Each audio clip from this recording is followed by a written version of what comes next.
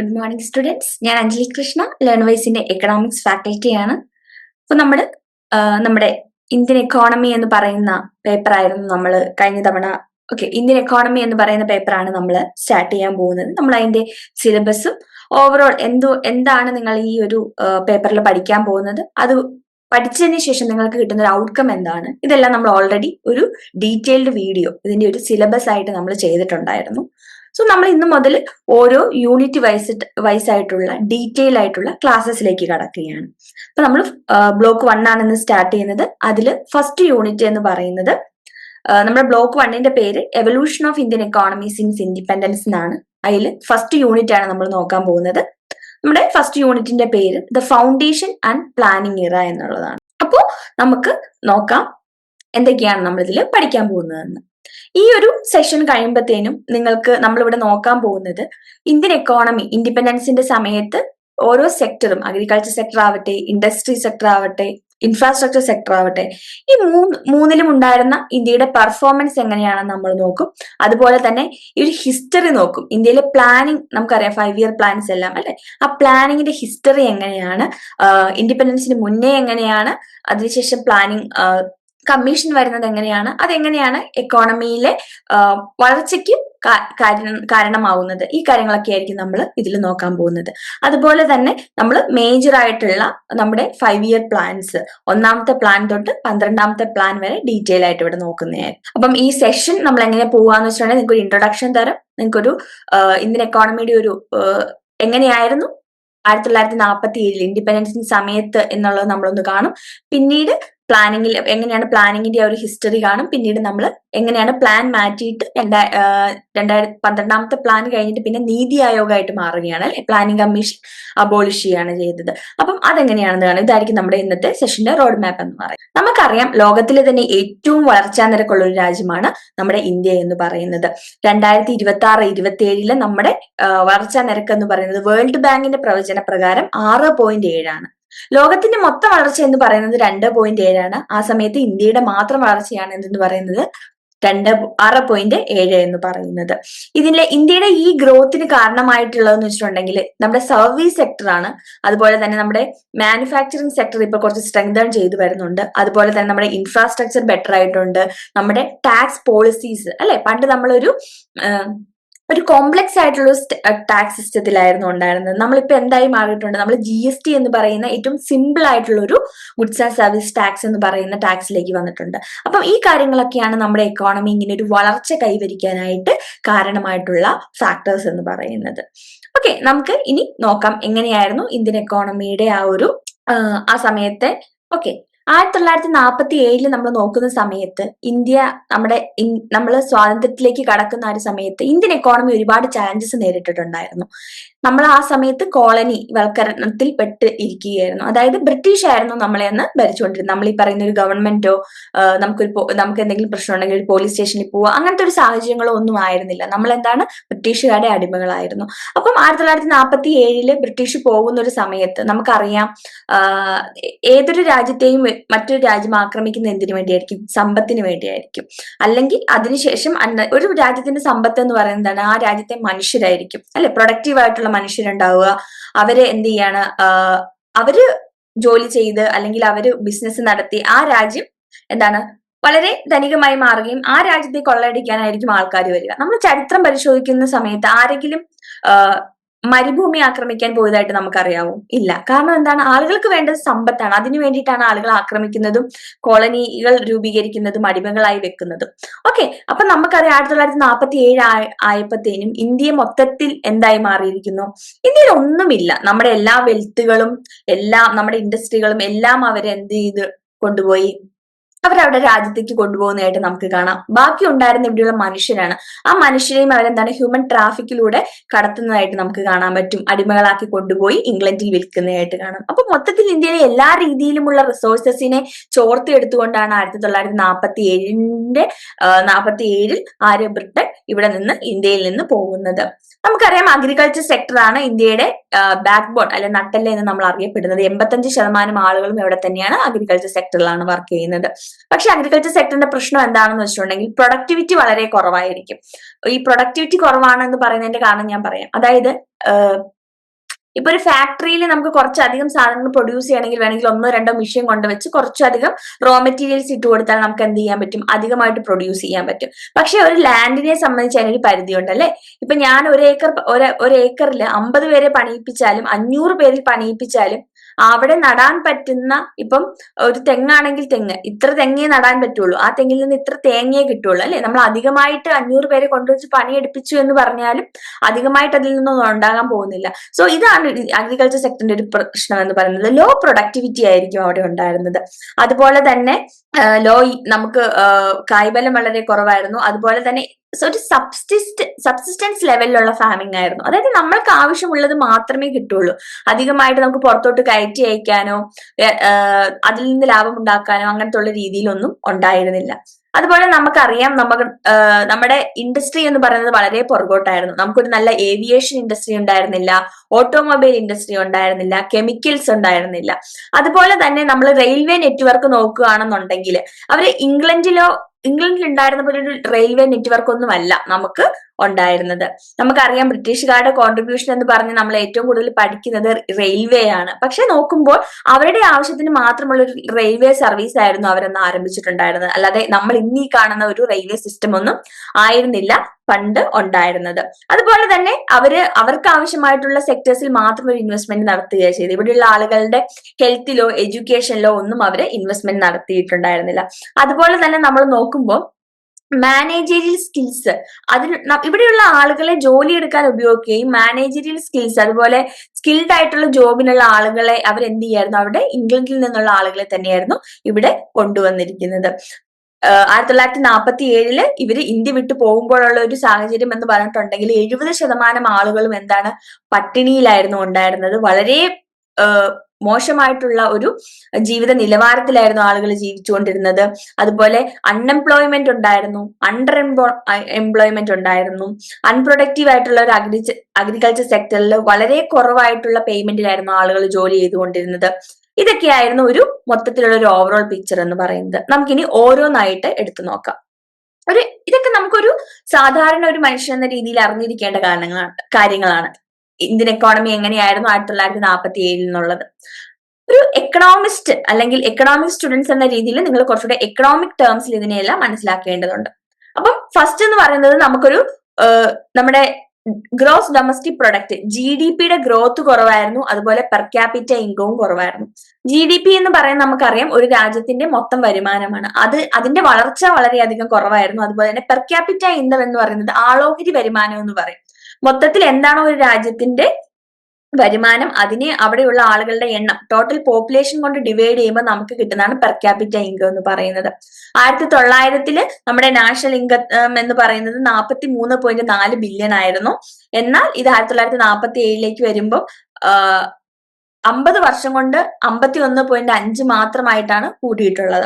അതുപോലെ തന്നെ per capita income എന്ന് പറയുന്നത് 1900 228 ആണെങ്കിൽ 1947 വരുമ്പം 239 ആയിട്ടുള്ളൂ. വളരെ കുറവായിട്ടുള്ള ഒരു വളർച്ചാ നിരക്കായിരുന്നു ഉണ്ടായിരുന്നത്. അടുത്തത് അഗ്രികൾച്ചർ സെക്ടറാണ്. അഗ്രികൾച്ചർ സെക്ടറിൽ നമ്മൾ പറഞ്ഞു 85% ആളുകളും അഗ്രികൾച്ചർ സെക്ടറിലാണ് ജോലി ചെയ്യുന്നത്. പക്ഷെ അവിടെ എന്താണ്, ഔട്ട്പുട്ട് എന്ന് പറയുന്നത് വളരെ കുറവാണ്.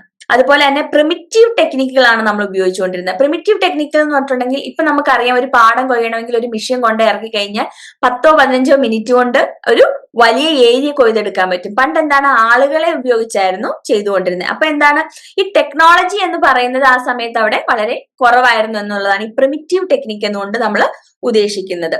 അതുപോലെ തന്നെ നമുക്ക് എന്താണ്, ഒരു ഇറിഗേഷൻ ഫെസിലിറ്റി ഉണ്ടായിരുന്നില്ല. അതായത് വെള്ളം നനയ്ക്കാനോ കാര്യങ്ങളോ ഒന്നും ഉണ്ടായിരുന്നില്ല. നമുക്ക് ഉണ്ടായിരുന്ന ഇതെല്ലാം എവിടെയായിരുന്നു, പഞ്ചാബ്, മദ്രാസ് ഏരിയകളിലൊക്കെ ആയിരുന്നു നമുക്കന്ന് ഉണ്ടായിരുന്നത്. അതുപോലെ കനാൽ സിസ്റ്റം എന്ന് പറയുന്നത് ആയിരുന്നു ഏറ്റവും വലിയ ഇറിഗേഷൻ ആയിട്ട് ഇന്ത്യയിൽ അന്ന് യൂസ് ചെയ്തുകൊണ്ടിരുന്നത്. ഇത് പാർട്ടീഷന് ശേഷം എന്താണ്, വിഭജനത്തിന് ശേഷം അത് പാകിസ്ഥാനിലേക്ക് പോകുന്നതായിട്ട് നമുക്ക് കാണാൻ പറ്റും.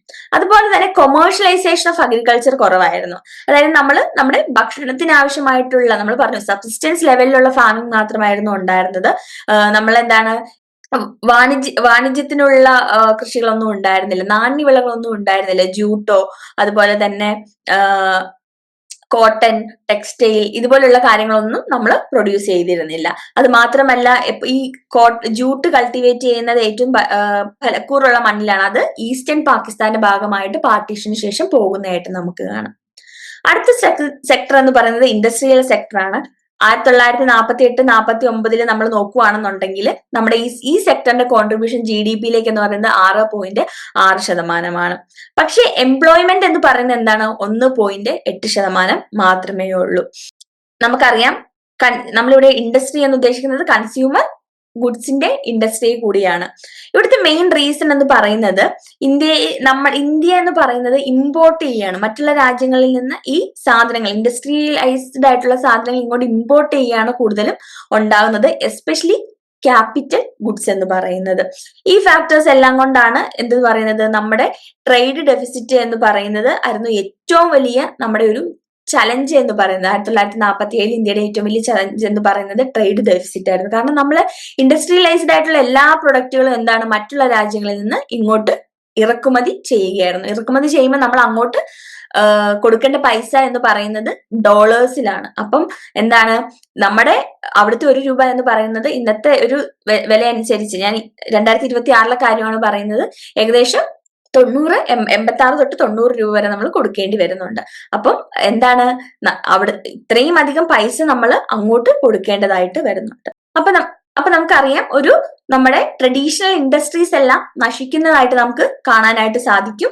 അതുപോലെ തന്നെ എന്താണ് ട്രഡീഷണൽ ഇൻഡസ്ട്രീസ് എല്ലാം നശിക്കുന്നത് കൊണ്ട് തന്നെ നമുക്കൊരു വൈഡ് സ്പ്രെഡ് ആയിട്ടുള്ള അൺഎംപ്ലോയ്മെന്റും അണ്ടർഎംപ്ലോയ്മെന്റും ഉള്ളതായിട്ട് നമുക്ക് കാണാനായിട്ട് സാധിക്കും.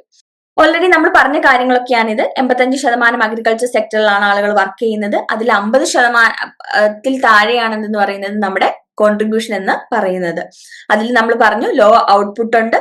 ലോ ഔട്ട്പുട്ട് ആണ്, പ്രിമിറ്റീവ് ടെക്നിക്കാണ്, ലാക്ക് ഓഫ് കൊമേഴ്ഷ്യലൈസേഷൻ ആണ്.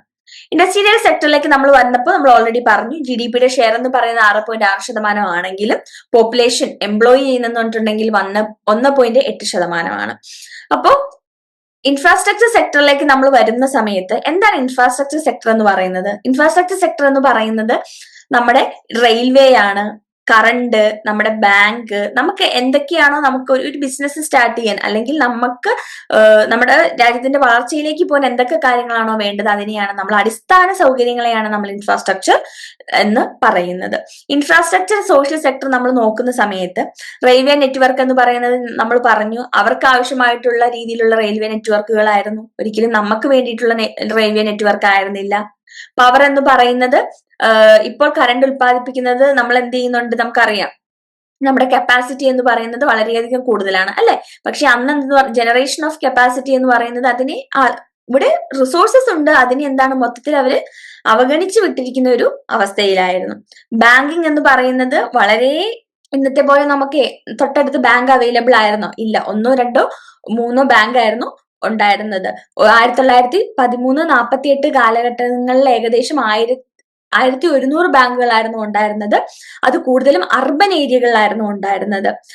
റൂറൽ ഏരിയയിലുള്ള ആളുകൾ, ഗ്രാമപ്രദേശങ്ങളിലുള്ള ആളുകൾ ചെറിയ പൈസയെല്ലാം ആളുകൾക്ക് കൊടുക്കുന്ന വട്ടിപ്പലിശക്കാര് അതുപോലെയുള്ള ആളുകളെ ഡിപ്പെൻഡ് ചെയ്തിട്ടായിരുന്നു ഗ്രാമപ്രദേശങ്ങളിലുള്ള ആളുകൾ അവരുടെ ഫിനാൻഷ്യൽ കാര്യങ്ങളെല്ലാം ചെയ്തുകൊണ്ടിരുന്നത്. സോഷ്യൽ ഇൻഫ്രാസ്ട്രക്ചറിലേക്ക് വരുമ്പോൾ ലിറ്ററസി റേറ്റ് എന്ന് പറയുന്നത് 16%-വും 7%-വും ആയിരുന്നു. അതായത് മെയിലിനാണെങ്കിൽ 16%, ഫീമെയിൽ ലിറ്ററസി റേറ്റ് എന്ന് പറയുന്നത് 7% മാത്രമായിരുന്നു. ഒരാളുടെ ലൈഫ് എക്സ്പെക്ടൻസി എന്ന് പറയുന്നത് 32 ഒരാൾ ജീവിച്ചിരിക്കാൻ, അതായത് ഇന്ന് ജനിക്കുന്ന ഒരു കുട്ടി ജീവിച്ചിരിക്കാനുള്ള ഇത് ഞാൻ പറയുന്നത് 32 വയസ്സ് വരെയാണ്. ഇന്നത് 60-ഉം 70-ഉം മേലെയാണ്. കേരളത്തിൽ അത് വളരെയധികം കൂടുതലാണ് ഇന്ത്യയെ വെച്ച് കമ്പയർ ചെയ്യുമ്പോൾ. ഓക്കെ, ഹെൽത്തിലേക്ക് വരുമ്പം ഇൻഫന്റ് മോർട്ടാലിറ്റി റേറ്റ് എന്ന് പറയും. ഇൻഫന്റ് മോർട്ടാലിറ്റി റേറ്റ് എന്ന് പറയുന്നത് ജനിക്കുന്ന ഒരു കുട്ടി 1000 കുട്ടികളിൽ ഒരു വർഷത്തിനുള്ളിൽ എത്ര കുട്ടികൾ മരിക്കുന്നു എന്നുള്ളതാണ്, ഒരു വയസ്സെത്തുന്നതിന് മുന്നേ. അപ്പൊ 1000 കുട്ടികളിൽ 218 കുട്ടികൾ മരിക്കാനുള്ള സാധ്യതയാണുള്ളത്. ഇന്നത് വളരെ ചെറുതാണ്, 30, 20 ആ റേറ്റുകളാണ് ഉള്ളത്. എഡ്യൂക്കേഷൻ നമ്മൾ നോക്കിക്കഴിയുമ്പോൾ 16 യൂണിവേഴ്സിറ്റികൾ മാത്രമായിരുന്നു ഉണ്ടായിരുന്നത്. 247 മില്യൺ ആളുകളായിരുന്നു സ്റ്റുഡന്റ് എന്ന് പറയുന്ന ഒരു കാറ്റഗറിയിൽ ഉണ്ടായിരുന്നത്. നമ്മൾ പറഞ്ഞു ഇതൊക്കെയായിരുന്നു ഇന്ത്യയുടെ ഒരു അവസ്ഥ എന്ന് പറയുന്നത്. ആ സമയത്ത് നെഹ്റു ആയിരുന്നു നമ്മുടെ പ്രൈം മിനിസ്റ്റർ എന്ന് പറയുന്നത് സ്വാതന്ത്ര്യം കിട്ടിയതിന് ശേഷം. അപ്പം ഈ എക്കോണമിയുടെ ഈ ഒരു അവസ്ഥയിൽ നിന്ന് എക്കോണമിയെ മുന്നോട്ട് കൊണ്ടുപോകാനായിട്ട് അവര് കൊണ്ടുവന്ന ഒരു ഐഡിയ ആയിരുന്നു. നമ്മൾ ഇനി ഒരു പ്ലാനിങ് ഇല്ലാതെ മുന്നോട്ട് പോയിട്ട് കാര്യമില്ല. നമ്മളാണെങ്കിൽ പോലും പറയും ഒരു ട്രിപ്പ് പോകണമെങ്കിൽ നമുക്കൊരു പ്ലാനിങ് വേണമെന്ന്. അപ്പൊ ഇത്രയും വലിയൊരു രാജ്യത്തെ ഇത്രയും വലിയൊരു അവസ്ഥയിൽ നിന്ന് മുന്നോട്ട് കൊണ്ടുപോകണമെങ്കിൽ തീർച്ചയായും ഒരു പ്ലാൻഡ് ആയിട്ടുള്ള കുറെ പോളിസീസും കാര്യങ്ങളും ആ സമയത്ത് ആവശ്യമായിട്ടുണ്ടായിരുന്നു. സോ ഈ ഒരു കാലഘട്ടത്തില് അവരൊരു എങ്ങനെയാണ് ഈ പ്ലാൻ മുന്നോട്ട് വന്നതെന്നും അതിന്റെ ഒരു എവല്യൂഷൻ ഒക്കെയാണ്, നമ്മൾ ഹിസ്റ്ററി ഒക്കെയാണ് നമ്മൾ നോക്കാൻ പോകുന്നത്. ഓക്കെ, നമുക്കറിയാം ഇൻഡിപെൻഡൻസ് കിട്ടുന്ന ആ സമയത്ത് തന്നെ ഓൾറെഡി ഇതിനെപ്പറ്റി എല്ലാം ഒരു ചർച്ചകളും കാര്യങ്ങളും എല്ലാം കൊണ്ടുവന്നിട്ടുണ്ടായിരുന്നു, എങ്ങനെ മുന്നോട്ട് പോകണം എന്നുള്ളത്. 1951 നമുക്കറിയാം ഫസ്റ്റ് 5 ഇയർ പ്ലാൻ പഞ്ചവത്സര പദ്ധതി പഞ്ചവത്സര പദ്ധതി വരുന്നത്. അതിനൊരു തിയററ്റിക്കൽ ആയിട്ടുള്ള ഒരു എഫേർട്ടുകളും കാര്യങ്ങളും എല്ലാം മുന്നോട്ട് വരാനായിട്ട് തുടങ്ങിയിട്ടുണ്ടായിരുന്നു. നമുക്കറിയാം ഒരു നാഷണൽ പ്ലാനിംഗ് കമ്മിറ്റി സ്വാതന്ത്ര്യത്തിന് മുന്നേ ഇതിനുള്ള ഒരുക്കങ്ങൾ തുടങ്ങിയിരുന്നു എന്ന് നമ്മൾ പറഞ്ഞു. 1938 ഒരു നാഷണൽ പ്ലാനിംഗ് കമ്മിറ്റി വരുന്നുണ്ട്. ഈ നാഷണൽ പ്ലാനിംഗ് കമ്മിറ്റി എന്ന് പറഞ്ഞത് കൊണ്ടുവരുന്നത് ആരാണ്? കോൺഗ്രസ് ആണ്, ഇന്ത്യൻ നാഷണൽ കോൺഗ്രസ് ആണ് അത് സ്റ്റാർട്ട് ചെയ്യുന്നത്. ഇവിടെ ഒരു ഇന്ത്യയുടെ ഇൻഡിപെൻഡൻസിന്, നമ്മളൊരു സ്വാതന്ത്ര്യം കിട്ടിയ ഇന്ത്യക്ക് ഒരു സ്ട്രക്ചേർഡ് ആയിട്ടുള്ള ഒരു വളരെ വളരെ ഘടനാപരമായിട്ട് ആദ്യം നമ്മൾ എവിടെ തുടങ്ങണം, നമ്മൾ എന്തിൽ ഇൻവെസ്റ്റ് ചെയ്യണം, അങ്ങനെയുള്ള ഒരു സ്ട്രക്ചേർഡ് ആയിട്ടുള്ള ഒരു പോളിസി വേണമെന്നും അതിനൊരു ഔട്ട്ലൈനും കൊണ്ടുവരുന്നത് നമ്മുടെ ഈ 1938 നാഷണൽ പ്ലാനിംഗ് കമ്മിറ്റിയാണ് കൊണ്ടുവരുന്നത്. അതിനുശേഷം 1944 Bombay plan and Gandhian plan എന്ന് പറയുന്ന പ്ലാനുകൾ വരുന്നുണ്ട്. അത് രണ്ടും 1944 ഉള്ളത്. ബോംബെ പ്ലാൻ പ്രപ്പോസ് ചെയ്തത് ഇൻഡസ്ട്രീസിന് ഇമ്പോർട്ടന്റ് കൊടുത്തുകൊണ്ടാണ്, ഒരു ഇൻഡസ്ട്രിയൽ ഡെവലപ്മെന്റ് കൊണ്ടുവരണമെന്ന് ഉള്ളതായിരുന്നു. പക്ഷെ ഗാന്ധിയൻ പ്ലാൻ എന്ന് പറയുന്നത് പ്രിപ്പയർ ചെയ്ത ആളെന്ന് പറയുന്നത് ആരായിരുന്നു? ശ്രീമാൻ നാരായൺ അഗർവാൾ ആയിരുന്നു. ഗാന്ധിയൻ പ്ലാൻ കൊണ്ടുവന്നത് ശ്രീമാൻ നാരായൺ അഗർവാൾ ആയിരുന്നു. നമുക്കറിയാം ഗാന്ധിജി എന്ന് പറയുമ്പോൾ കുറച്ചുകൂടെ ഗ്രാമങ്ങൾക്ക് ഇമ്പോർട്ടൻസ് കൊടുക്കുന്ന ഒരാളാണ്. അതുപോലെ തന്നെ ഇത് ഫോക്കസ് ചെയ്തത് ഗ്രാമപ്രദേശത്തിലുള്ള സെൽഫ് സഫിഷ്യൻസിയാണ്. അതായത് ഗ്രാമപ്രദേശത്തിന്റെ സ്വയം പര്യാപ്തത, അവർക്ക് വേണ്ട എല്ലാ കാര്യങ്ങളും ആ ഗ്രാമത്തിൽ തന്നെ ഉണ്ടാവുക. പ്രൊഡക്ഷൻ ആണെങ്കിലും ഡിസ്ട്രിബ്യൂഷൻ ആണെങ്കിലും കൺസംഷൻ ആണെങ്കിലും ആ ഒരു കാര്യത്തെയായിരുന്നു ഈ ഗാന്ധിയൻ പ്ലാന് അഡ്രസ് ചെയ്തിട്ടുണ്ടായിരുന്നത്. അതിനുശേഷം 1945 തൊട്ടടുത്ത വർഷം തന്നെ പീപ്പിൾസ് പ്ലാൻ വരുന്നതായിട്ട് നമുക്ക് കാണാൻ പറ്റും. ഇത് ഒരു പോസ്റ്റ് വാർ എന്നുള്ള രീതിയിൽ, ഒരു പോസ്റ്റ് വാർ റികൺസ്ട്രക്ഷൻ കമ്മിറ്റി എന്നുള്ള രീതിയിലാണ് ഇന്ത്യൻ ട്രേഡ് യൂണിയന്റെ committee of Indian trade union ആയിട്ടാണ് ഇത് വരുന്നത്. ഈ പ്ലാൻ എന്ന് പറയുന്നത് സോഷ്യലിസ്റ്റ് ആൻഡ് എക്കണോമിക് പ്ലാൻ ആയിരുന്നു, അല്ലെ? സോഷ്യലിസ്റ്റ് ആൻഡ് എക്കണോമിക് പോളിസികളെ അഡ്രസ് ചെയ്ത് കൊണ്ടുവന്ന ഒരു പ്ലാൻ ആയിരുന്നു എന്ന് പറയുന്നത് പീപ്പിൾസ് പ്ലാൻ. പീപ്പിൾ എന്ന് പറയുമ്പോൾ തന്നെ ഓർക്ക് ജനങ്ങളുടെ പ്ലാൻ, അല്ലെ? അപ്പം ഇത് ആ ഒരു രീതിയിലായിരുന്നു വന്നിട്ടുണ്ടായിരുന്നത്. പിന്നീട് 1950 സർവോദയ പ്ലാൻ വരുന്നതായിട്ട് നമുക്ക് കാണാം. ഈ സർവോദയ പ്ലാൻ എന്ന് പറയുന്നത് കൊണ്ടുവരുന്നത് ജയപ്രകാശ് നാരായണാണ്. അതായത് ജയപ്രകാശ് നാരായണാണ് ഇത് ഗാന്ധിയൻ പ്രിൻസിപ്പിൾസിനെ, അതായത് ഗാന്ധിജിയുടെ ആദർശങ്ങളെ മുന്നോട്ട് വെച്ചുകൊണ്ടായിരുന്നു ഈ പ്ലാൻ വരുന്നുണ്ടായിരുന്നത്.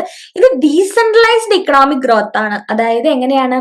ഗ്രാമങ്ങളാണ് ഇന്ത്യയുടെ ആത്മാവെന്നാണ് ഗാന്ധിജി പറഞ്ഞിട്ടുണ്ടായിരുന്നത്. അതായത് ഓരോ ഗ്രാമങ്ങൾ വളർന്നാലേ ഇന്ത്യ വളരൂ എന്നുള്ളൊരു സങ്കല്പത്തിൽ കൊണ്ടുവന്ന പ്ലാൻ ആയിരുന്നു സർവോദയ പ്ലാൻ എന്ന് പറയുന്നത്. നമ്മുടെ പ്ലാൻ എന്ന് പറയുന്നത് സോവിയറ്റ് യൂണിയനെ ഇൻസ്പയർഡ് ചെയ്തുകൊണ്ടിട്ടുള്ള ഒരു പ്ലാൻ ആയിരുന്നു. ഒരു സെൻട്രലൈസ്ഡ് പ്ലാൻ ആയിരുന്നു ഇന്ത്യ അഡോപ്റ്റ് ചെയ്തത് എക്കണോമിക് പ്ലാനിങ് എന്ന് പറയുന്നത്. നമ്മളിവിടെ ഒരു ആളുകളുടെ ജീവിത നിലവാരം, എക്കണോമിയുടെ ഗ്രോത്തിനെ കൂട്ടുക എന്നതിന് പകരമായിട്ട് ആളുകളുടെ ഒരു ജീവിത നിലവാരം ഉയർത്തുക എന്നുള്ള ഒരു ഉദ്ദേശത്തോടു കൂടിയൊക്കെ കൊണ്ടുവന്ന ഒരു പ്ലാൻ ആയിരുന്നു ഇത്. ഓക്കെ, അപ്പൊ നമുക്ക് ഈ പ്ലാനുകളെല്ലാം ഇംപ്ലിമെന്റ് ചെയ്യാനായിട്ട് 1950 ഒരു പ്ലാനിംഗ് കമ്മീഷൻ നമ്മൾ കൊണ്ടുവരുന്നതായിട്ട് കാണാം. ഈ 5 ഇയർ പ്ലാൻസ് എല്ലാം ഫോർമുലേറ്റ് ചെയ്യും, അത് ഇംപ്ലിമെന്റ് ചെയ്യുകയും ചെയ്യുക, അതിനെ അതിന്റെ വിലയിരുത്തുക. ഈ പ്ലാൻ എല്ലാം നല്ല രീതിയിലാണോ, നമ്മൾ ഉദ്ദേശിക്കുന്ന എയിം എല്ലാം അച്ചീവ് ചെയ്യാൻ പറ്റുന്നുണ്ടോ, ഈ കാര്യങ്ങളെല്ലാം നോക്കാനായിരുന്നു പ്ലാനിംഗ് കമ്മീഷൻ 1950 നമ്മൾ എസ്റ്റാബ്ലിഷ് ചെയ്തത്. അപ്പം എന്തായിരുന്നു ഈ പ്ലാനിംഗ് കമ്മീഷന്റെ ഗോൾ എന്ന് പറയുന്നത്, ഒരു ലക്ഷ്യം എന്ന് പറയുന്നത്, പരമപ്രധാനമായ ഒരു ലക്ഷ്യം എന്ന് പറയുന്നത് എന്തായിരുന്നു? ആളുകളുടെ ജീവിത നിലവാരം, സ്റ്റാൻഡേർഡ് ഓഫ് ലിവിങ്ങിനെ കൂട്ടുക എന്ന് പറയുകയായിരുന്നു. അതുപോലെ തന്നെ നമുക്ക് അവൈലബിൾ ആയിട്ടുള്ള റിസോഴ്സസുകളെ ഏറ്റവും നല്ല രീതിയിൽ എഫിഷ്യന്റ് ആയിട്ട് യൂസ് ചെയ്യുക എന്നുള്ളതായിരുന്നു. പ്രൊഡക്ഷൻ കൂട്ടുക, എംപ്ലോയ്മെന്റ് ഓപ്പർച്യൂണിറ്റീസ് കൂട്ടുക, ഇതൊക്കെയാണ് പ്ലാനിംഗ് കമ്മീഷന്റെ പരമപ്രധാനമായ ലക്ഷ്യം എന്ന് പറയുന്നത്. അതിനുശേഷം അതിന്റെ എന്തായിരുന്നു കീ ഒബ്ജക്റ്റീവുകൾ എന്ന് നമുക്ക് നോക്കാം. ഇതാണ് മൊത്തത്തിലുള്ള ഒരു ലക്ഷ്യം എന്ന് പറയുന്നത്. അതിൽ ഓരോ സ്പെസിഫിക് ആയിട്ടുള്ള ഒബ്ജക്റ്റീവുകൾ എന്തായിരുന്നു എന്ന് നമുക്ക് നോക്കാം. ആദ്യത്തെ എന്ന് പറഞ്ഞിട്ടുണ്ടെങ്കിൽ assess material capital and human resources, formulate plans for the balanced utilization. എന്തൊക്കെയാണ് നമുക്ക് അവൈലബിൾ ആയിട്ടുള്ള മെറ്റീരിയൽ ആയിട്ടുള്ള റിസോഴ്സസുകൾ? നമുക്കറിയാം എന്താണ് ധാതുക്കൾ, ലവണങ്ങൾ, ഇതൊക്കെയാണ് എന്ന് പറയുന്നത് നമ്മൾ പറയുന്ന ഈ മെറ്റീരിയൽ ആയിട്ടുള്ള റിസോഴ്സസ് എന്ന് പറയുന്നത്. ഹ്യൂമൻ റിസോഴ്സസ് എന്ന് പറയുന്നത് നമ്മളാണ്, അല്ലെ? സ്റ്റുഡൻസ് ആണ്, ഇവിടെയുള്ള ആളുകളാണ്, എഡ്യൂക്കേറ്റഡ് ആയിട്ടുള്ള സ്കിൽഡ് ആയിട്ടുള്ള ലേബേഴ്സിനെയാണ് നമ്മൾ ഹ്യൂമൻ ക്യാപിറ്റൽ എന്ന് പറയുന്നത്, മനുഷ്യരെയാണ് നമ്മൾ ഹ്യൂമൻ ക്യാപിറ്റൽ എന്ന് പറയുന്നത്. അപ്പം ഇത് രണ്ടും അസസ് ചെയ്യുക, അതിനെ എങ്ങനെയാണ് ഒരു ബാലൻസ്ഡ് ആയിട്ടുള്ള രീതിയിൽ ഉപയോഗിച്ചുകൊണ്ട് ഒരു വലിയൊരു പ്രൊഡക്ഷൻ കൂട്ടുന്നത് എങ്ങനെയാണെന്നുള്ളതായിരുന്നു ഒന്നാമത്തെ ഒബ്ജക്റ്റീവ് എന്ന് പറയുന്നത്. 2 എന്ന് പറയുന്നത് നമുക്ക് ഓൾറെഡി ഉള്ള ഈ റിസോഴ്സസുകളെ എല്ലാം കൂട്ടിച്ചേർത്തുകൊണ്ട് എങ്ങനെയാണ് അത് ഡെവലപ്മെന്റിലേക്ക് അതിനെ ഉപയോഗിക്കുക, ഏതെല്ലാം രീതിയിൽ അലോക്കേറ്റ് ചെയ്താൽ നമുക്ക് എന്ത് ചെയ്യാൻ പറ്റും, ഡെവലപ്മെന്റ് അച്ചീവ് ചെയ്യാൻ പറ്റും, ഈ കാര്യങ്ങളൊക്കെ ആയിരുന്നു രണ്ടാമത്തെ ഒബ്ജക്റ്റീവ് എന്ന് പറയുന്നത്.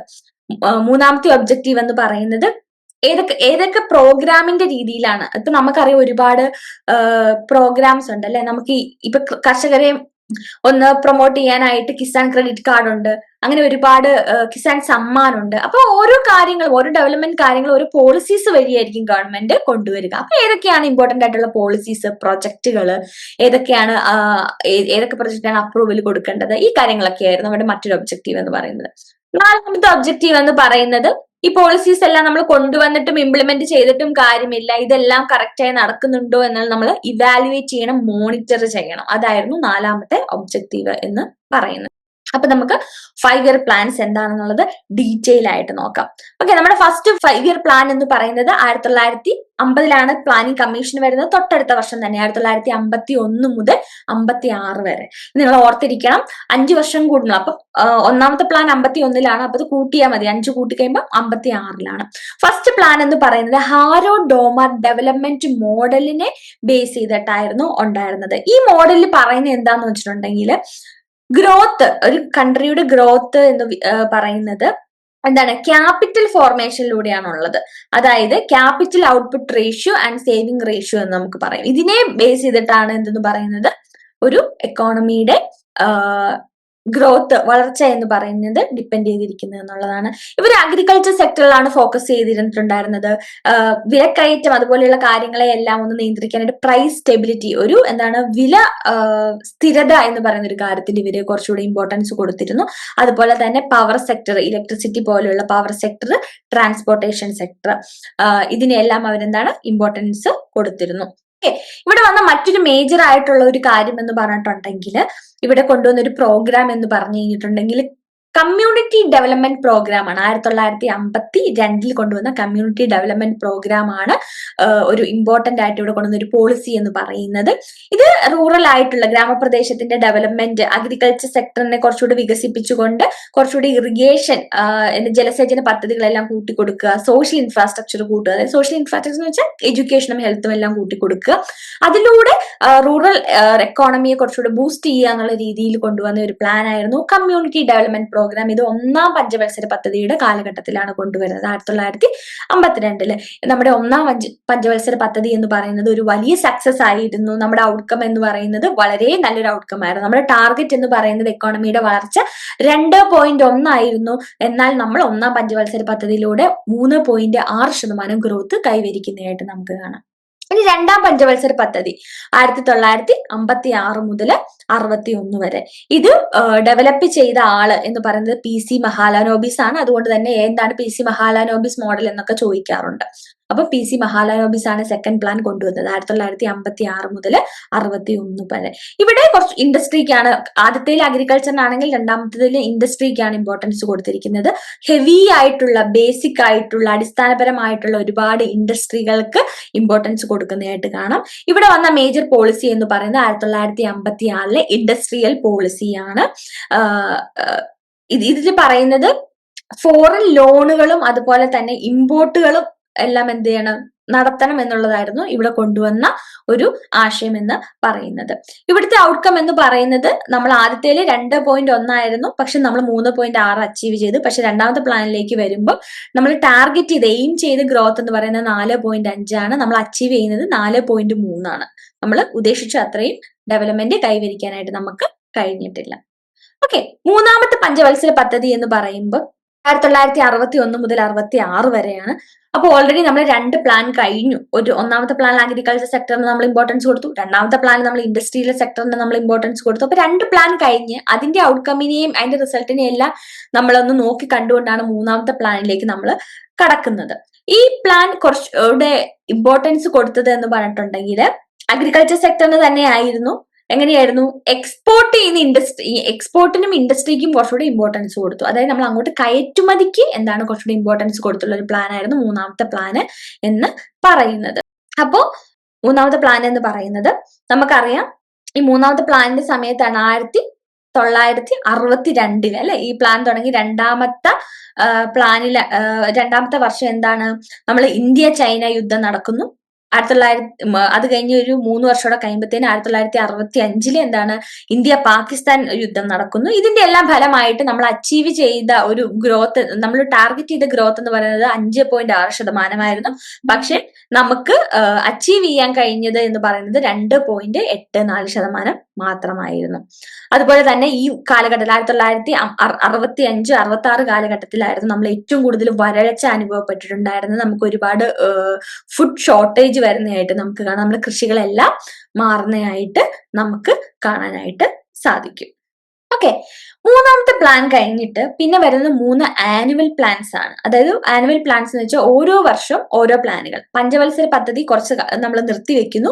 പിന്നീട് എന്താണ്, നമുക്ക് 1966 മുതൽ 69 വരെ, 66-ല് 67-ല് 68-ല് 69-ല് ഓരോ വർഷവും ഓരോ ആനുവൽ പ്ലാൻ, ഒരു വർഷത്തേക്കുള്ള പ്ലാനുകളായിട്ടാണ് വരുന്നത് കാണാം. നമുക്കറിയാം തേർഡ് പ്ലാൻ എന്ന് പറയുന്നത് വളരെയധികം ഒരു ഫെയിലിയർ ആയിരുന്നു. അതുകൊണ്ട് തന്നെയാണ് പിന്നീട് 3 ആനുവൽ പ്ലാൻ നമ്മൾ എടുക്കുന്നത്. ഈ ഒരു ആ സമയത്തുണ്ടായ ഈ വരൾച്ച യുദ്ധം കാരണം ഉണ്ടായിട്ടുണ്ടായിരുന്ന ഗ്രോത്തിന്റെ ആ ഒരു തളർച്ചയെ ഒന്ന് മാറ്റിയെടുക്കാനായിട്ടായിരുന്നു. നമ്മൾ ഒരു ലോങ് ടേമിലേക്ക് ഒരു പ്ലാൻ ഉണ്ടാക്കിയിട്ട് കാര്യമില്ല എന്ന് മനസ്സിലായി. പെട്ടെന്ന് ഇതിൽ നിന്നൊന്ന് റിക്കവർ ആവണമെങ്കിൽ നമ്മൾ ഓരോ വർഷത്തേക്കും ഓരോ പ്ലാനുകൾ കൊണ്ടുവരണം എന്നുള്ളത് മനസ്സിലായി. അതിനെ മനസ്സിലാക്കിയിട്ടാണ് നമ്മുടെ മൂന്നാമത്തെ പ്ലാൻ, 3 ആനുവൽ പ്ലാൻ 1966 മുതൽ 69 വരെ വരുന്നത്. അഗ്രികൾച്ചർ സെക്ടറിൽ നമ്മൾ പറഞ്ഞു വരൾച്ച കാരണമൊക്കെ ഒരുപാട് ഫുഡ് ഷോർട്ടേജും കാര്യങ്ങളും എല്ലാം വന്നു. അതുകൊണ്ട് തന്നെ അഗ്രികൾച്ചർ സെക്ടറിനായിരുന്നു ഇവിടെ ഏറ്റവും കൂടുതൽ ഇമ്പോർട്ടൻസ് കൊടുത്തുകൊണ്ടിരുന്നത്. ഈ 3 ആനുവൽ പ്ലാൻസും ഫോക്കസ് ചെയ്തിട്ടുണ്ടെന്ന് പറഞ്ഞിട്ടുണ്ടെങ്കിൽ വളരെ, അതായത് അധികം പ്രൊഡക്ഷൻ കിട്ടുന്ന രീതിയിലുള്ള ഹൈ യിൽഡിംഗ് ആയിട്ടുള്ള വിത്തുകൾ ഉപയോഗിച്ചു, വളരെയധികം റിസൾട്ട് തരുന്ന രീതിയിലുള്ള ഫെർട്ടിലൈസേഴ്സ്, വളങ്ങൾ ഉപയോഗിച്ചു, ഇറിഗേഷൻ ഫെസിലിറ്റീസ് കൊണ്ടുവന്നു. അതുപോലെ തന്നെ മണ്ണിന്റെ കൺസർവേഷൻ, മണ്ണിന്റെ വളക്കൂർ നഷ്ടപ്പെടാതിരിക്കാനുള്ള പ്രോഗ്രാംസ് എല്ലാം ഈ കാലഘട്ടത്തിലായിട്ട് കൊണ്ടുവരുന്നതായിട്ട് നമുക്ക് കാണാനായിട്ട് സാധിക്കും. പിന്നെ 1969 മുതൽ 74 വരെ നമ്മുടെ ഫോർത്ത് പ്ലാൻ വരുന്നതായിട്ട് നമുക്ക് കാണാനായിട്ട് സാധിക്കുന്നുണ്ട്. ഈ ഒരു ഫോർത്ത് പ്ലാനിന്റെ സ്ലോഗൻ എന്ന് പറയുന്നത് ഗരീബി ഘട്ടാവോ എന്നാണ്. 1971 ഗരീബി ഘട്ടാവോ എന്ന് പറയുന്ന പോളിസി കൊണ്ടുവരുന്നത്. ഇതിന്റെ ടാർഗറ്റഡ് ഗ്രോത്ത് എന്ന് പറയുന്നത് 5.7 ആയിരുന്നു. ആക്ച്വൽ ഗ്രോത്ത് റേറ്റ് എന്ന് പറഞ്ഞ് നമ്മൾ അച്ചീവ് ചെയ്തത് 3.3 ആണ്. അപ്പൊ നമ്മൾ നോക്കുമ്പോൾ കാണാം, ഒന്നാമത്തെ ഇതുവരെ നോക്കി കണ്ടതിലെല്ലാം 5 ഇയർ പ്ലാനിലും ഒന്നാമത്തെ പ്ലാൻ മാത്രമാണ് ടാർഗറ്റ് ചെയ്തതിനേക്കാൾ കൂടുതൽ അച്ചീവ് ചെയ്തിട്ടുള്ളത്. ഇവിടുത്തെ ടാർഗറ്റ് എന്ന് പറയുന്നത് 1969 മുതൽ 74 വരെ ഉണ്ടായിരുന്നു. അഞ്ചാമത്തെ പഞ്ചവത്സര പദ്ധതിയും എന്ത് തന്നെയായിരുന്നു, അഗ്രികൾച്ചർ സെക്ടറിനെ തന്നെയായിരുന്നു സപ്പോർട്ട് ചെയ്തത്. ഇനി നമ്മൾ നോക്കാൻ പോകുന്നത് 5ാമത്തെ 5 ഇയർ പ്ലാൻ ആണ്. 5ാമത്തെ 5 ഇയർ പ്ലാൻ 1974 മുതൽ 79 വരെയാണ്. ഇത് പ്രിപ്പയർ ചെയ്തത് ആരാണ്, DD ധാർ ആണ്. DHAR DD ധാർ ആണ് ഇത് പ്രിപ്പയർ ചെയ്തത്. ഇതിന്റെ ഒരു മെയിൻ ആയിട്ടുള്ള ഒബ്ജക്റ്റീവ് എന്ന് പറഞ്ഞിട്ടുണ്ടെങ്കിൽ നമ്മൾ പറയും ഗരീബി ഘട്ടാവോ ഒക്കെ നമ്മൾ പറഞ്ഞു അല്ലെ. ഗരീബി ഘട്ടാവോ എന്ന് വെച്ചിട്ടുണ്ടെങ്കിൽ എന്താണ്, പോവർട്ടി ഇല്ലാതാക്കുക എന്നുള്ളതാണ്, പട്ടിണി ഇല്ലാതാക്കുക എന്നുള്ളതാണ്. അതുകൊണ്ട് തന്നെ ഈ ഒരു പ്ലാനിന്റെ, ഈ ഒരു അഞ്ചാമത്തെ പ്ലാനിന്റെ ഇമ്പോർട്ടൻസ് എന്ന് പറയുന്നത് പോവർട്ടി ഇല്ലാതാക്കുക എന്നുള്ളതായിരുന്നു. ഒരു സ്വയം പര്യാപ്തതയിൽ എത്തുക എന്നുള്ളതായിരുന്നു. നമ്മൾ ധാന്യങ്ങൾക്ക് വേണ്ടിയിട്ട് മറ്റുള്ള രാജ്യങ്ങളെ ആശ്രയിക്കാതെ നോക്കുക എന്നുള്ളതായിരുന്നു ഇതിന്റെ ഏറ്റവും ഇമ്പോർട്ടന്റ് ആയിട്ടുള്ള ലക്ഷ്യം എന്ന് പറയുന്നത്. ഇവിടുത്തെ ടാർഗറ്റഡ് ഗ്രോത്ത് എന്ന് പറയുന്നത് 4.4 ആക്ച്വൽ ഗ്രോത്ത് റേറ്റ് നമ്മൾ അച്ചീവ് ചെയ്തെന്ന് പറഞ്ഞിട്ടുണ്ടെങ്കിൽ 3.8 ഈ പ്ലാൻ എന്ത് ചെയ്യാൻ പറ്റിയില്ല, കംപ്ലീറ്റ് ചെയ്യാനായിട്ട് പറ്റിയില്ല. കാരണം എന്താണ്, ആ സമയത്ത് ഗവൺമെന്റ് ചേഞ്ച് ആവുന്ന നമുക്ക് കാണാം. അതുകൊണ്ട് തന്നെ 1978 ആകുമ്പോഴത്തേക്കും ഈ ഒരു പ്ലാൻ ഇല്ലാതാവുന്നതായിട്ട് കാണാം. അതിനുശേഷം 1978 നമ്മൾ പറഞ്ഞു നമ്മുടെ അഞ്ചാമത്തെ പ്ലാൻ അവിടെ പകുതി വഴി വെച്ച് ഗവൺമെന്റ് മാറുന്നത് കൊണ്ട് തന്നെ ഗവൺമെന്റ് ഭൂരിപക്ഷം നഷ്ടപ്പെട്ട് മാറുന്നതായിട്ട് നമുക്ക് കാണാം. അതുകൊണ്ട് തന്നെ ഈ ഒരു കാലഘട്ടം കംപ്ലീറ്റ് ചെയ്യാനായിട്ട് കൊണ്ടുവന്ന പ്ലാനാണ് റോളിംഗ് പ്ലാൻ എന്ന് പറയുന്നത്. 2 വർഷത്തേക്കാണ്, 1978 മുതൽ 80 വരെ. ഇതിന്റെ ഫോക്കസ് എന്ന് പറഞ്ഞിട്ടുണ്ടെങ്കിൽ ഒരു ആളുകൾക്ക് എംപ്ലോയ്മെന്റ് കൊണ്ടുവരിക എന്നുള്ളതായിരുന്നു ഈ കാലഘട്ടത്തിൽ ഗവൺമെന്റ് കൊണ്ടുവന്ന പോളിസി എന്ന് പറയുന്നത്. പക്ഷെ ഇതും എന്ത് ചെയ്യാൻ പറ്റിയില്ല, കംപ്ലീറ്റ് ചെയ്യാൻ പറ്റിയില്ല. 1980 വീണ്ടും എന്ത് സംഭവിച്ചു, ഗവൺമെന്റ് മാറുന്നതായിട്ട് നമുക്ക് കാണാൻ പറ്റും. പിന്നീട് നമ്മുടെ 6ാമത്തെ 5 ഇയർ പ്ലാൻ ആണ്. 1980 മുതൽ 85 വരെയുള്ള കാലഘട്ടത്തിലായിരുന്നു 6ാമത്തെ പ്ലാൻ എന്ന് പറയുന്നത്. എംപ്ലോയ്മെന്റ്, നമ്മുടെ ഫുഡ്, പോവർട്ടി, നമ്മുടെ പട്ടിണി ദാരിദ്ര്യം കുറയ്ക്കുക, പോപ്പുലേഷൻ ജനസംഖ്യ നിയന്ത്രിക്കുക, ഇതൊക്കെയായിരുന്നു 6ാമത്തെ പ്ലാനിന്റെ ഉദ്ദേശം എന്ന് പറയുന്നത്. ഇതിന്റെ ടാർഗറ്റ് എന്ന് പറഞ്ഞിട്ടുണ്ടെങ്കിൽ 5.2 ആയിരുന്നു. പക്ഷെ നമ്മൾ അച്ചീവ് ചെയ്തത് 5.6 ആണ്. അപ്പൊ നമുക്കിപ്പോ കാണാം 1ാമത്തെ 5 ഇയർ പ്ലാനും 6ാമത്തെ 5 ഇയർ പ്ലാനുമാണ് എയിം ചെയ്തത് കൂടുതൽ ഗ്രോത്ത് അച്ചീവ് ചെയ്തിട്ടുള്ള പ്ലാൻ എന്ന് പറയുന്നത്. ഇനി 7ാമത്തെ 5 ഇയർ പ്ലാൻ ആണ് 1985 മുതൽ 90 വരെയാണ്. എനർജി സെക്ടറിനെയാണ് നമ്മളിവിടെ ഫോക്കസ് ചെയ്തത്. എംപ്ലോയ്മെന്റ്, ഫുഡ്, അതുപോലെ എന്താണ് പ്രൊഡക്ടിവിറ്റി കൂട്ടുക, ഇതൊക്കെയായിരുന്നു ഇതിന്റെ മേജർ എയിം എന്ന് പറയുന്നത്. ഇതിന്റെ ടാർഗറ്റഡ് ഗ്രോത്ത് എന്ന് പറയുന്നത് 5 ആയിരുന്നു. പക്ഷെ നമ്മൾ അച്ചീവ് ചെയ്ത ഗ്രോത്ത് എന്ന് പറയുന്നത് 0.1 ആയിരുന്നു. അപ്പൊ ഇതിൽ നിന്ന് നമുക്ക് മനസ്സിലാക്കേണ്ട എന്താണ്, 1ാമത്തെ പ്ലാനും എന്താണ് 6ാമത്തെ പ്ലാനും 7ാമത്തെ പ്ലാനും എന്ത് ചെയ്യുന്നുണ്ട്, ടാർഗറ്റ് ചെയ്യുന്നതിനേക്കാൾ കൂടുതൽ ഗ്രോത്ത് അച്ചീവ് ചെയ്യുന്നതായിട്ട് നമുക്ക് കാണാൻ പറ്റും. ഇനി 8ാമത്തെ പ്ലാൻ ആണുള്ളത്. 8ാമത്തെ 5 ഇയർ പ്ലാൻ വരുന്നത് എന്ന് പറഞ്ഞിട്ടുണ്ടെങ്കിൽ 1992 മുതൽ 97 വരെയാണ്.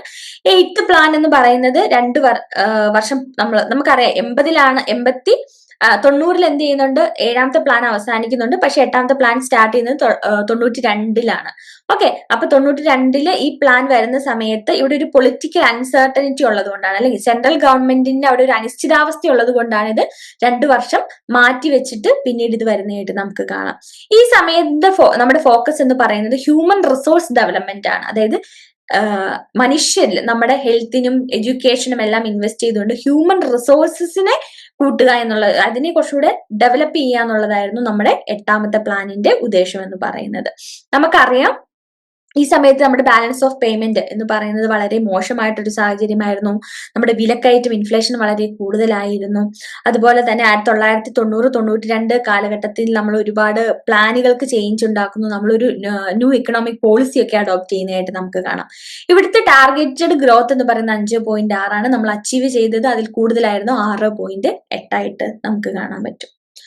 ഇനി നമ്മുടെ 9ാമത്തെ 5 ഇയർ പ്ലാൻ എന്ന് പറയുന്നത്. 9ാമത്തെ 5 ഇയർ പ്ലാൻ എന്ന് പറയുന്നതിന്റെ മേജർ എയിം എന്ന് പറയുന്നത്, അല്ലെങ്കിൽ തീം എന്ന് പറയുന്നത് ഗ്രോത്ത് ആൻഡ് സോഷ്യൽ ജസ്റ്റിസ് ആയിരുന്നു. ഇതിന്റെ ഫോക്കസ് ഏരിയ എന്ന് പറയുന്നത് എക്കണോമിക് ഗ്രോത്ത്, ഇൻഫ്രാസ്ട്രക്ചർ, അഗ്രികൾച്ചർ, നമ്മുടെ റൂറൽ ഡെവലപ്മെന്റ്, എൻവയോൺമെന്റ് സസ്റ്റൈനബിലിറ്റി, ഇതൊക്കെയായിരുന്നു ഇതിന്റെ മേജർ എയിം എന്ന് പറയുന്നത്. ഇവിടുത്തെ നമ്മുടെ ടാർഗറ്റഡ് ഗ്രോത്ത് എന്ന് പറയുന്നത് 6.5 ആണ്. പക്ഷെ നമുക്കത് അച്ചീവ് ചെയ്യാൻ കഴിഞ്ഞില്ല. നമ്മൾ 5.35 മാത്രമാണ് അച്ചീവ് ചെയ്യാൻ നമ്മളെ കൊണ്ട് സാധിച്ചുള്ളൂ. ഓക്കെ. ഇനി നമ്മുടെ 10ാമത്തെ 5 ഇയർ പ്ലാൻ ഉണ്ട്.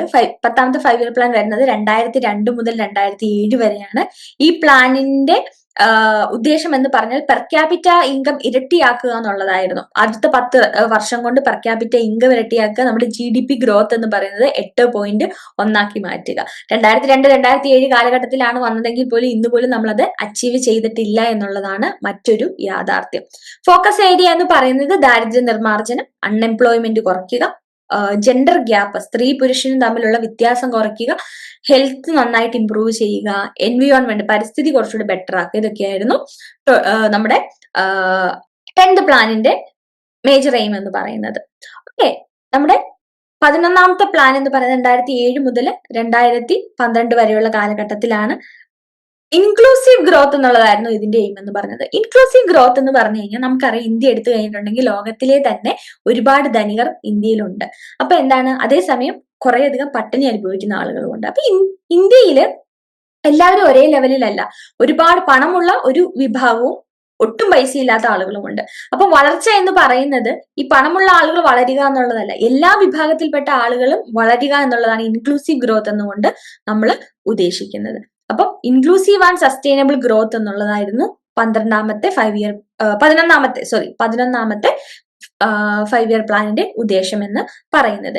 ഇതിന്റെ ടാർഗറ്റഡ് ഗ്രോത്ത് എന്ന് പറയുന്നത് 8.1% നമ്മൾ അച്ചീവ് ചെയ്തത് അതിലും കുറവായിരുന്നു, 7.9%. ഇനി നോക്കാൻ പോകുന്നത് ലാസ്റ്റത്തെ 5 ഇയർ പ്ലാൻ ആണ്, 12th 5 year plan. 12th 5 year plan വരുന്ന കാലഘട്ടം എന്ന് പറയുന്നത് 2012-2017 ഇതിന്റെ മേജർ എയിം എന്ന് പറയുന്നത് faster, more inclusive and sustainable growth എന്ന് പറയുന്നതാണ്. ഇവിടെ നമുക്ക് നോക്കിക്കഴിഞ്ഞിട്ടുണ്ടെങ്കിൽ അറിയാം, ജെൻഡർ ഗ്യാപ്പ് കുറയ്ക്കുക, എൻവയോൺമെന്റ് ബെറ്റർ ആക്കുക, പോവർട്ടി റിഡക്ഷൻ കുറയ്ക്കുക. ഏകദേശം 11ാമത്തെ പ്ലാൻ പോയിന്റ് ഏകദേശം അതേ ഒരു എയിം തന്നെയായിരുന്നു 12ാമത്തെ പ്ലാനിനുമുള്ളത്. ഇവിടെ വെച്ചുകൊണ്ട് എന്ത് ചെയ്യുകയാണ്, പ്ലാനിംഗ് കമ്മീഷൻ 2017 മുതൽ പ്ലാനിംഗ് കമ്മീഷൻ എന്ന് പറയുന്നത് നമ്മൾ റിമൂവ് ചെയ്യാണ്. ഇനി മുതൽ ഇന്ത്യയിൽ എന്തുണ്ടാവില്ല, പ്ലാനിംഗ് കമ്മീഷൻ ഉണ്ടാവില്ല. അതിന് പകരമായിട്ട് നമ്മൾ പുതിയതായി കൊണ്ടുവന്ന ഒരു ഇൻസ്റ്റിറ്റ്യൂഷനാണ് നീതി ആയോഗ് എന്ന് പറയുന്നത്. നീതി ആയോഗിന്റെ full form national institution for transforming India എന്നുള്ളതാണ്. ഓക്കെ, ഇത് എസ്റ്റാബ്ലിഷ് ചെയ്യുന്നത്, ഫോം ചെയ്യുന്നത് ക്യാബിനറ്റ് റെസൊല്യൂഷനിലൂടെയാണ്. ജനുവരി 1-നാണ് 2015 ജനുവരി 1-നാണ് ഇത് മുന്നോട്ട് വരുന്നത്. പ്ലാനിംഗ് കമ്മീഷനെ റീപ്ലേസ് ചെയ്തുകൊണ്ടാണ് നീതി ആയോഗ് വരുന്നത്. നമുക്കറിയാം 12th 5 ഇയർ പ്ലാൻ എന്ന് പറയുന്നതായിരുന്നു പ്ലാനിംഗ് കമ്മീഷനിലെ അവസാനത്തെ പ്ലാൻ എന്ന് പറയുന്നത്. ഇതിനെ 2015 നീതി ആയോഗുമായിട്ട് എന്ത് ചെയ്യുന്നതായിട്ട് കാണാം, നമുക്ക് റീപ്ലേസ് ചെയ്യുന്നതായിട്ട് നമുക്ക് കാണാനായിട്ട് പറ്റും. ഇതിന്റെ ഇമ്പോർട്ടൻറ്റ് എന്തിനാണ് നീതി ആയോഗ് കൊണ്ടുവന്നതെന്നുള്ളതാണ്. നീതി ആയോഗ് എന്ന് പറഞ്ഞിട്ടുണ്ടെങ്കിൽ നമുക്കറിയാം, പ്ലാനിംഗ് കമ്മീഷൻ എന്ന് പറഞ്ഞാൽ ഓരോ പ്ലാനുകൾ രൂപീകരിക്കുക, ഓരോ പോളിസീസ് കൊണ്ടുവരിക എന്നുള്ളതാണ്. പക്ഷെ നീതി ആയോഗിന് അതിനുള്ളൊരു അധികാരമില്ല.